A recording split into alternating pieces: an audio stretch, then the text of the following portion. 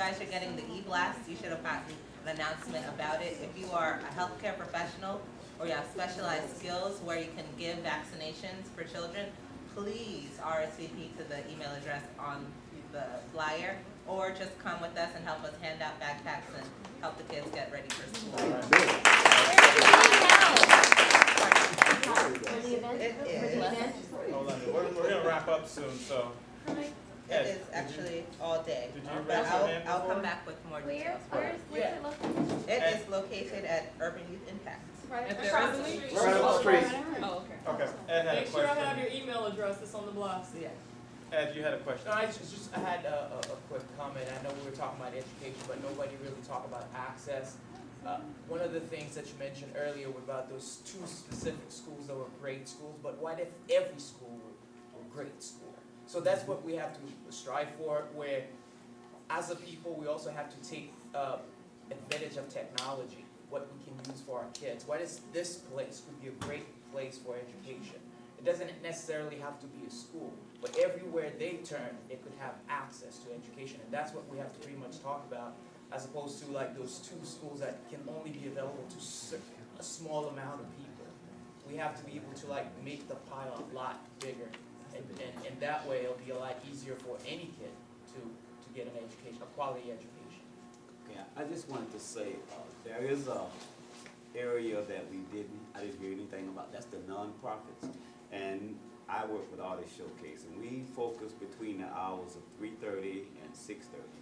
And that's after those children get out of school. What happens between that time, before the parent comes home? We at Day Ministry in Rivera, St. George Center, and as many places that we can afford, have art and culture.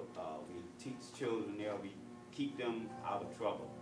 And not only do we do that, but there's other organizations, and we have to think about them, because I've seen some really smart kids get in big trouble between those hours, and young girls getting pregnant, because nobody's home. And if we can get, focus their attention on something else. And there's quite a few people here who could probably help in that area too, even if there's nobody coming out and speaking to those children. If you want to get in touch with me, the Urban League knows me, Bevan's Bennett, and I would love to see some of you come and talk to some of them. All right, Let me well, get your information for the blast. Yes. what I'm going to do is just wrap it up. First of all, Ronald's here. Please stand up.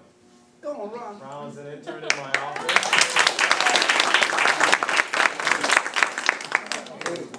Bobby Powell, he's like my boss, so.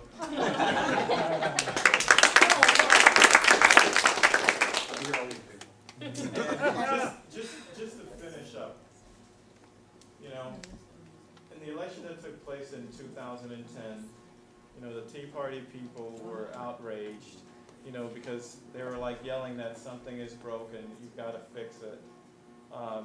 This is the young professionals, a lot of black young professionals that is here. There's a brain drain in our communities. Our kids are going to the prison system. The education system that they're getting is not comparable to other states. The families are broke, that we need to fix some of the families. We've got a job that we need to do. The communities, the churches, how many churches have essay contests for the kids that are in the church? You have some churches where they even have these services that are late into the night when the kids are going to school, and they can't even, they're sleeping at church, and they're not able to even be ready for school for the next day.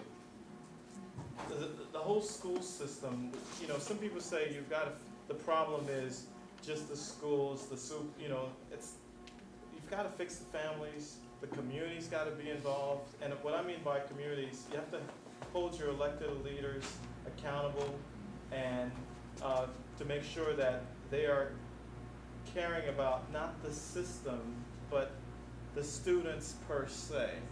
Not the system, because I don't defend the system, but I need to care about each student that goes into that system, because they need to get a quality education. We've got to work with the families, and even through I know in Tallahassee, we had a super majority. The Republicans control everything in Tallahassee. And Democrats typically pass one. If you pass one bill, you're considered a superstar. And if you pass two bills, you're like, you know, you get elected for 8 years.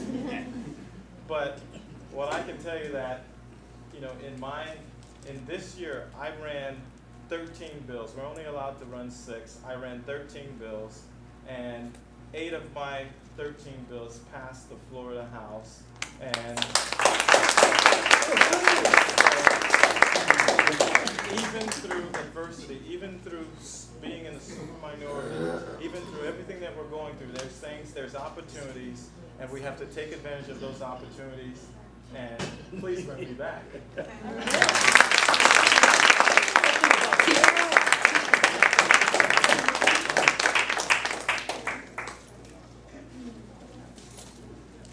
If anybody wants a card to contact our office, I have State Representative Mack Bernard cards right here. They're commemorative collector editions.